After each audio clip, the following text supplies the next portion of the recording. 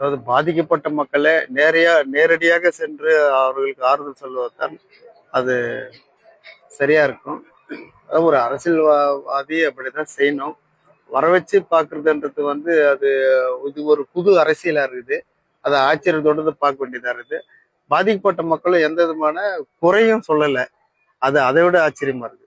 குடியாத்தம் ஒன்றியத்தில் இருக்கின்ற கொண்டசமுத்திரம் ஊராட்சி, இந்த ஊராட்சியில் அடங்கி இருக்கின்ற குற்றவியல் நீதிமன்றம், ஒருங்கிணைந்த நீதிமன்றம், இந்த நீதிமன்றம் ஏரியினுடைய உள்வாயிலே தான் கட்டியிருக்கிறது.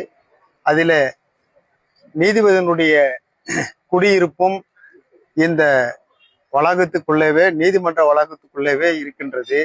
அதிலே முழங்காலுக்கும் மேற்பட்ட இந்த மழையினால் நீர் நிரம்பி இருக்கிறது. எந்த நீதிபதியிலும் குடியிருக்க முடியாமல் நீர் வீட்டினுள் புகுந்திருக்கின்றது.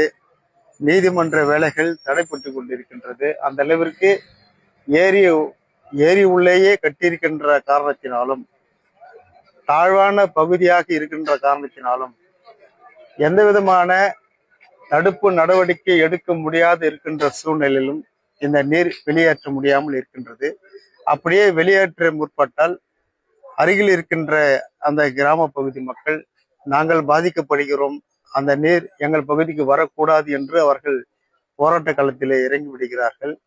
ஆக இதற்கு மாவட்ட நீதிமன்றம், அந்த மாவட்ட நிர்வாகம், அங்கே இருக்கின்ற பொறியாளர்கள் தான் இதற்கு ஒரு நல்ல ஒரு முடிவினை சொல்ல வேண்டும். இந்த நீர் யாருக்கும் பாதிப்பு இல்லாமல் வெளியே எப்படி கொண்டு செல்வது, காவாய் மூலமாகவா அல்லது பெரிய பழுப்புகள் மூலமாகவா இந்த நீரை வெளியேற்ற வேண்டும் என்கின்ற ஒரு ஆலோசனையை ஆய்வு பண்ணி அவர்கள் தான் சொல்ல வேண்டும்.